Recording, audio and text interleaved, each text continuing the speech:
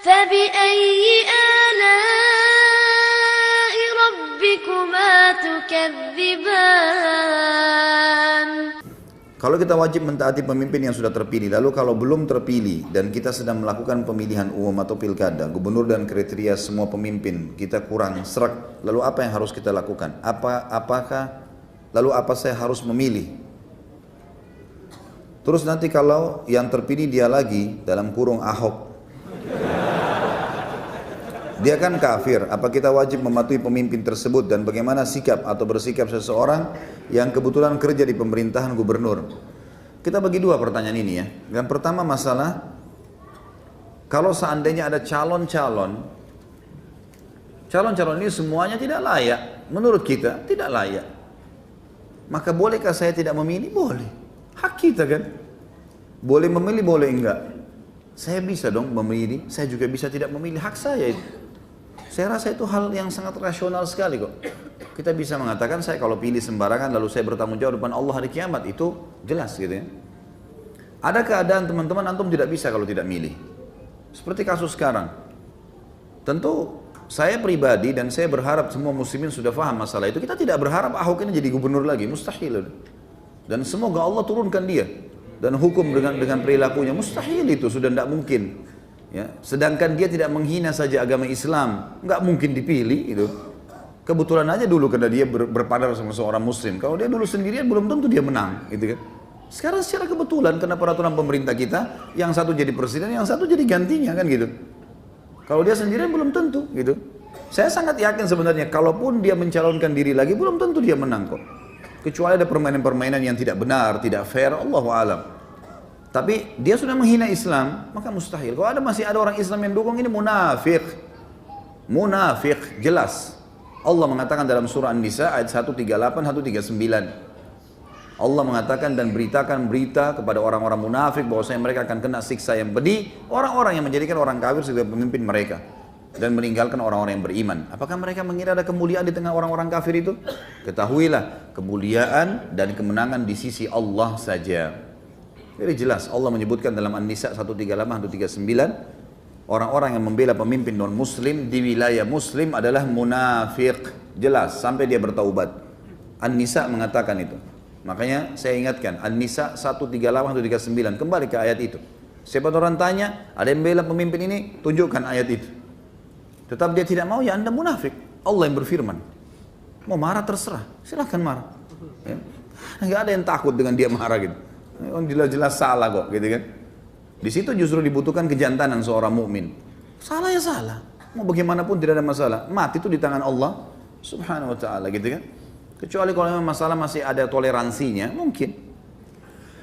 Nah kalau misalnya pemimpin itu dua-duanya Muslim, kemudian memang kita tidak serak, ya sudah hak kita. Tapi kalau nanti orang ini pun misal, insya Allah tidak, dia mencalonkan diri lagi, maka tidak ada pilihan, antum harus milih si Muslim. Cari yang muslim, tidak boleh antum biarkan tidak memilih. Ini saya sudah bilang pada pertemuan beberapa pertemuan yang lalu, kalau saya yang sempat tanya, sudah ditanyakan oleh beberapa masyayikh ya, di antara guru yang saya sangat hormati Syekh Sulaiman Ruhaili, beliau salah satu tenaga pengajar di Masjid Nabawi sekarang, dan beliau Masya Allah kapabilitas ilmu sangat bagus. Untuk kami tanyakan masalah ini, beliau mengatakan jelas sekali kok bahasanya. Kalau keadaan seperti Jakarta sekarang, kalaupun orang ini betul-betul tercalonkan, waktu itu belum ada pembicaraan dia menghina Islam ya. Waktu kami tanyakan ini belum ada penghinaan Al-Maidah 51, belum terjadi. Beliau tetap mengatakan kalau betul terjadi ada pemimpin non muslim tercalonkan, pemimpin muslim tercalonkan, maka dipilih pemimpin muslim walaupun ada kekurangannya. Nggak bisa tidak. Jadi jelas sekali di sini. Sekarang pertanyaan selanjutnya yang kedua dari masih sama, bagaimana kalau terlanjur ada pemimpin non muslim? Saya sudah pernah jelaskan ini. Kasus pada saat Ahok dipilih jadi pemimpin, jadi gubernur, gitu kan? Selama dia belum menghina Islam, saya yakin kita tahu semua.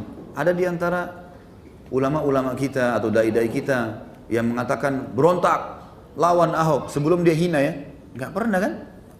Nggak ada sama sekali. Nggak ada ustadz-ustadz bicara, nggak ada dai yang nyalain. Sesuai dengan hukum Allah kita patuhi. Yang tidak hukum Allah tidak sesuai kita tinggalkan. Sekarang kenapa kita ribut masalah ini? Karena memang dia menghina Islam, sudah lain ceritanya. Jadi Kalau ada pemimpin non muslim, baik itu dengan cara penjajahan, seperti waktu Belanda datang merampas Indonesia, gitu kan? Kita nggak punya kekuatan untuk melepaskan diri. Suku Tatar waktu datang menghancurkan khilafah Abbasiyah di Irak, membunuh banyak muslimin, banyak ulama, buku-buku semua dibuang di lautan, ya, sampai lautan itu berubah menjadi warna tinta semuanya, gitu kan? Kemudian banyaknya bangkai kaum muslimin yang dibunuh sampai puluhan ribu pada saat itu, dan mereka berkuasa. Maka tidak ada kekuatan kaum muslimin pada saat itu. Dibiarkan mereka memimpin. Tapi kita berusaha, tentu kita berusaha maksimal untuk bisa, ya, mendapatkan pemimpin yang muslim. Tapi kalau sudah terlanjur atau kita berada di, baik itu dengan cara penjajahan atau misalnya kayak gini sekarang kasus Ahok di Jakarta kena sistem yang muslimnya jadi presiden, dianya langsung jadi. Selama dia tidak buat masalah ya sudah, tunggu sampai jabatannya selesai. Karena tidak mungkin kita bangkang sama pemerintah induk yang memang kita dilarang untuk keluar, kecuali memang kita dilarang sholat, ya.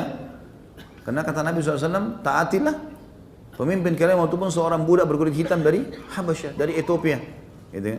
Walaupun pundakmu dipukul, ya, hartamu diambil, kalau selama dia pemimpin yang induk, ya, kalau kita bicara masalah presiden dan seterusnya ini atau raja, kita patuhi, gitu ya.